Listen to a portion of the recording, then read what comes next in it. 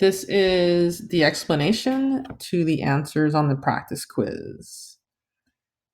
So the first three problems, you have to graph the parent function and then graph and describe the transformation. So I'm going to do that. The parent function will be in red and the transformed function will be in green.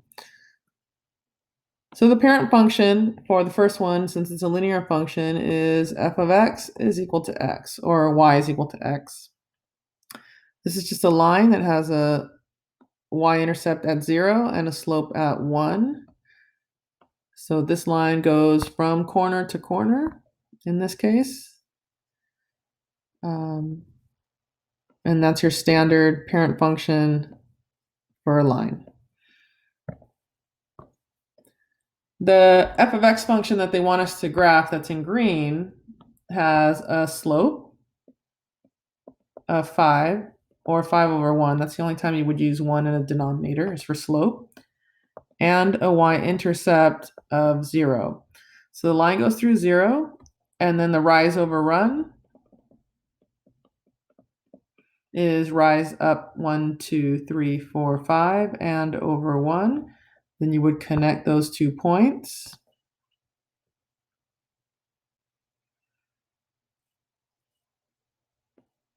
And that's your line.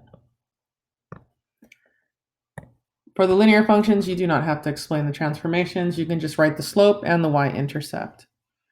For the second one, this is a quadratic function. And the parent function for number 2 is f of x is equal to x squared, or y is equal to x squared. So everywhere that you have an x value, the y value is the x value squared. So when x is 0, the y value is also 0. When you go 1 on the x, you go 1 on the y, because y 1 squared is 1. When the x is 2, the y is 4, because that's what 2 squared is. And then if you go to the x is 3, then 3 squared is 9, so that's 8, and then one more point up here would be 9. The same is exactly the same on the other side. They're symmetrical, so negative 1 squared is 1. Negative 2 on the x, if you square that, that's 4. And negative 3 on the x, if you square that, that's 9. If you went all the way out to 4, that would be 16, and so on. Make sure you use arrows. Make sure that you try to make it curved and connect the dots. In this problem, we have an a value, an h value. H is always opposite of the number that's in the parentheses or in the absolute value. And then we have a k value that's 0. There really isn't a k value in this case. If you put the h and the k in an ordered pair, that becomes the vertex. So you can always do that so that you know where the vertex is. Those numbers represent the following. So the a value of 2 represents a vertical stretch of 2. And the h of negative 3 represents a horizontal shift left 3 units.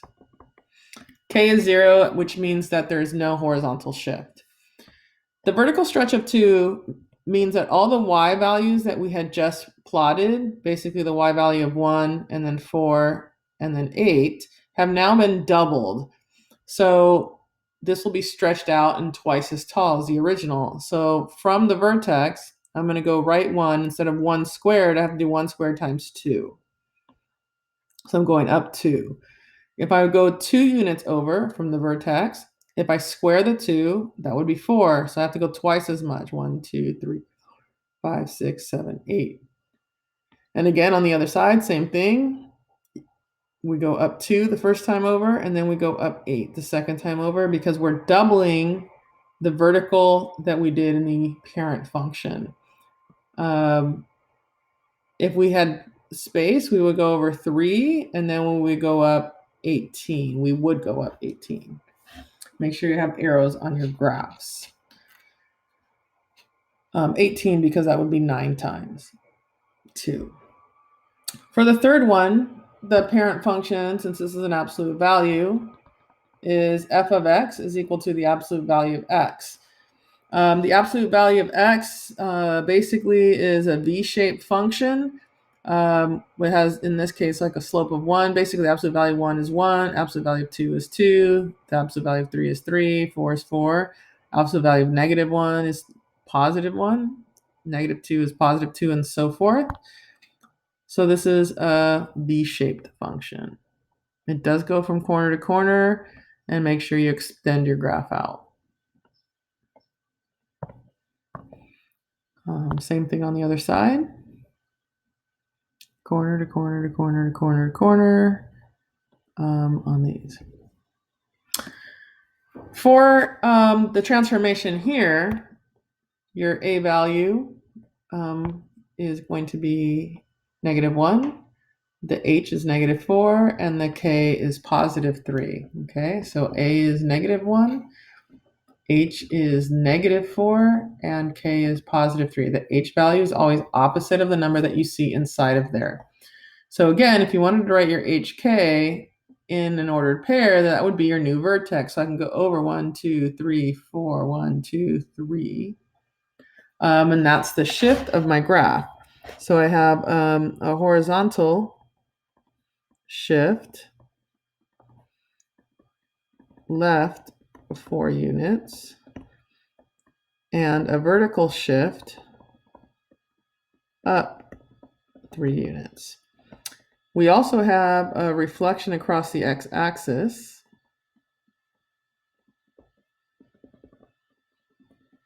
Because we need to flip because the a value is negative.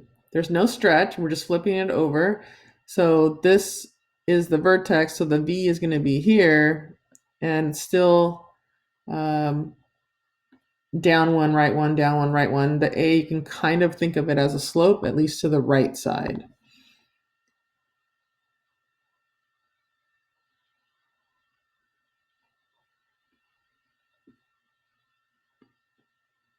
Make sure you try to do that as neatly as possible.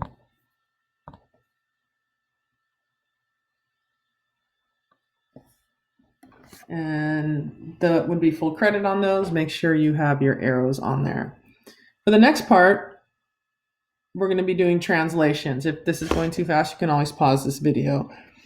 For the first question, they want us to write a function g. So I already know that these should all be g of x. If you want to go through and put g of x for all of these,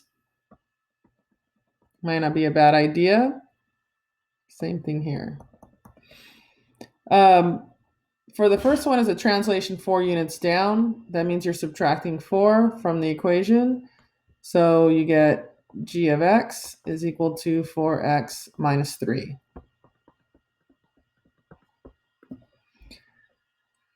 For number 5 is a vertical shrink of 1/2. Anytime it's a vertical shrink or a vertical stretch, you are multiplying the entire equation by that number. So we're going to take, for a g of x, we're going to take that entire equation and we're going to multiply it by 1/2. So you can use a parentheses here.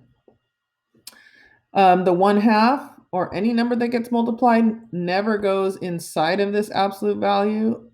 It just multiplies by the number on the outside. So we're multiplying by 1/2 times the -4. So we're going to get -2, absolute value of x minus 2. Because half of 4 is 2. For the next one, we have a reflection in the y-axis, which makes the x's become negative. So in this problem, we're going to have 2. The x value becomes negative. Nothing else changes. We don't want to leave a negative x inside the absolute value, so we're going to factor out a -1 in there, which makes it an x plus 5. And then this -1 here, because it's inside of an absolute value, becomes a positive 1. So that would give me 2 absolute value of x plus 5 plus 7. So maybe you notice that when it's a reflection in the y-axis, at least for the absolute value problems, what happens is that the H value changes. And that's the only thing that changes. So if it was negative, it becomes positive. And if it was positive, it would become negative. So this g of x equation is 2 times x plus 5 plus 7. For number 7, we have a reflection in the x-axis. This means that the entire equation or the entire function becomes negative. So we take this entire function and we put a negative sign in front of the whole thing.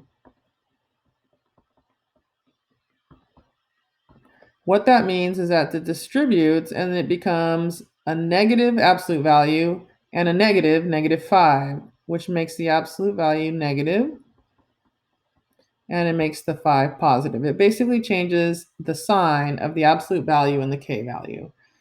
So we have negative absolute value of x plus 3 plus 5. Again, you do not distribute the negative side inside the absolute value ever, or any number for that matter either. For number 8, we have a reflection in the x-axis. So I'm going to do that first. So that makes the g of x function into negative absolute value of x. That's the first thing.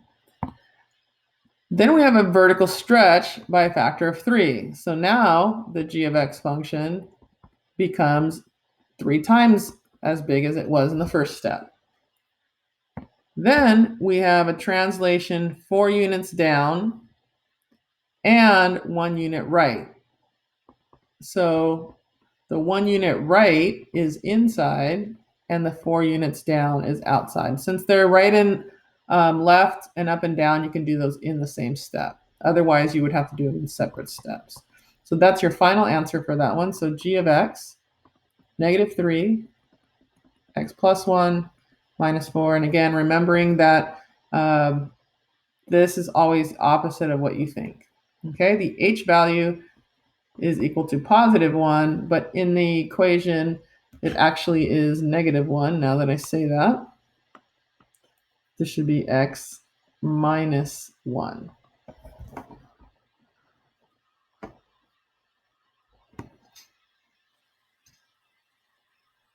Because +1 is to the right, which in the formula is going to be -1. On the next page, for number 9, it's important that you do these in separate steps. So we need 4 units down, followed by, so this is second, a vertical stretch of 4. So the first thing that I have to do is this, 4 units down. So that's going to be -4 on the k value. It's going to give me 2 times x minus 3 squared plus 3. The second part that I'm doing is a vertical stretch of 4. This means that I have to multiply this entire equation by 4. This entire equation really is just 2 parts. Because we can't go inside the parentheses, it's 4 times the a value and 4 times the k value. So that's going to give me 8 times x minus 3 squared plus 12. So your g of x function is 8 times x minus 3 squared plus 12. For number 10. For number 10, we have a total reimbursement for a driving company where the total reimbursement is in dollars and the car drives m number of miles. It says the function is f of x is equal to 0.45 m plus 5. Then it says that after a policy change, that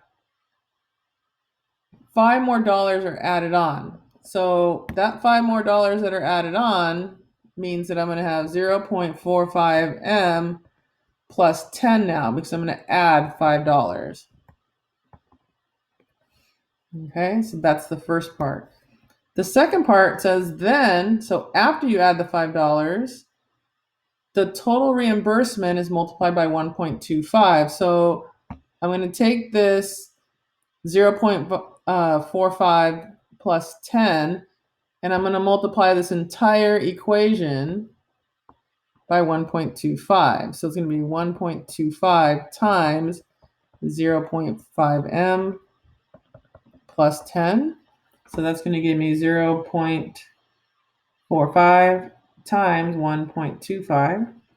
So this is going to give me, for g of x, it's going to give me 0.5625m plus 12.5. So that's the g of x equation.